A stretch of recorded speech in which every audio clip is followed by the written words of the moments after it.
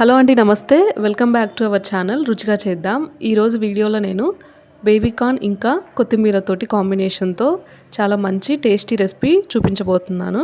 First నేను దీనికోసం 2 packets బేబీకార్న్ని తీసుకుంటున్నానండి.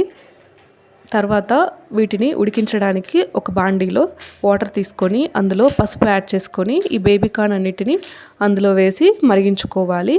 ఈ బేబీకార్న్ మనకి మరిగేలోపు దీనికోసం కోటింగ్ కోసం మనము పిండిని రెడీ చేసుకోవాలి. దీనికోసం నేను 3 స్పూన్స్ కార్న్ఫ్లోర్ని వేస్తున్నాను. 3 స్పూన్స్ మైదా పిండిని వేస్తున్నాను.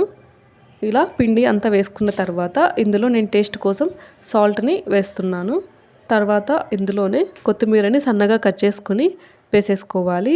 ఇలా అన్నీ మొత్తం కలిసిపోయేలాగా కలిపేసుకొని పక్కన పెట్టేసుకోవాలి. ఈలోపు మనం బేబీకార్న్ బాయిల్ అయిందో లేదో ఒకసారి చెక్ చేసుకోవాలి. ఇలా ఫోర్క్ తోటి ఒకసారి ఒక బేబీకార్న్ని గుచ్చి చూస్తే అది మంచిగా కట్ అవుతుంది అనిపిస్తే మనం బేబీకార్న్ని పక్కకు తీసేసుకోవాలి. వీటిని చల్ల నీళ్ళల్లో వేసి ఒక 5 మినిట్స్ వదిలేయండి. అప్పుడు మనకి ఎక్కువగా లోపల ఉడికిపోకుండా ఉంటుంది. ఆ తర్వాత అవి కొంచెం ఆరిపోయిన తర్వాత ఇలా నేను ఈ షేప్లో బేబీకార్న్ అన్నిటిని కట్ చేసుకుంటున్నాను. ఈ విధంగా కట్ చేసుకుంటే చూడడానికి చాలా బాగుంటుంది.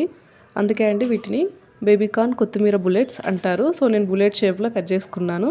మీకు మీ ఇష్టం వచ్చినట్లుగా కట్ చేసుకోవచ్చు. ఆ తర్వాత ఇలా పిండిలో ఈ పీసెస్ అన్నిటినీ వేసేసి ఒకసారి స్పూన్ తోటి కింద నుంచి పై వరకు కలిపేసుకోవాలి. ఇలా మెల్లమెల్లగా కిందకి పైకి ఎగరేస్తూ మనం మొత్తాన్ని కలుపుకోవాలి. ఒకవేళ మీకు సరిపోలేదు అందులోంచి వాటర్ అనిపిస్తే ముందుగా బాయిల్ చేసుకున్న స్వీట్ కార్న్ వాటర్ని వేసుకొని కలుపుకోవచ్చు. ఆ తర్వాత ప్యాన్లో ఆయిల్ వేసుకొని హీట్ అయ్యాక ఇలా కొంచెం కొంచెం తీసుకొని మొత్తాన్ని వేయించుకోవాలి. మనం బేబీకార్న్కి పిండి పట్టించేసిన తర్వాత ఎలాంటి మ్యారినేషన్ అవసరం లేదండి. డైరెక్ట్గా ఆయిల్లో వేసి ఫ్రై చేసుకోవచ్చు. బేబీకార్న్ని మీడియం టు హై ఫ్లేమ్లో పెట్టి ఫ్రై చేసుకుంటే సరిపోతుంది. లో ఫ్లేమ్లో ఉంచొద్దు, ఆయిల్ బాగా పీల్చేస్తాయి. ఇలా తర్వాత ఈ కలర్లోకి వచ్చిన తర్వాత మనం బేబీకార్న్ అన్నిటిని తీసేసుకోవాలి. ఇవి చిన్నపిల్లలకి ఉట్టివి తినడానికి కూడా చాలా బాగుంటుందండి. ఇలా క్రిస్పీగా వచ్చే వరకు ఫ్రై చేసుకుని సరిపోతుంది. ఆ తర్వాత ఈ ప్యాన్లో నేను కొంచెం ఆయిల్ తీసుకొని అందులో సన్నగా కట్ చేసుకున్న పచ్చిమిర్చి, సన్నగా కట్ చేసుకున్న వెల్లుల్లిపాయలు వేసి వేయించుకుంటున్నాను.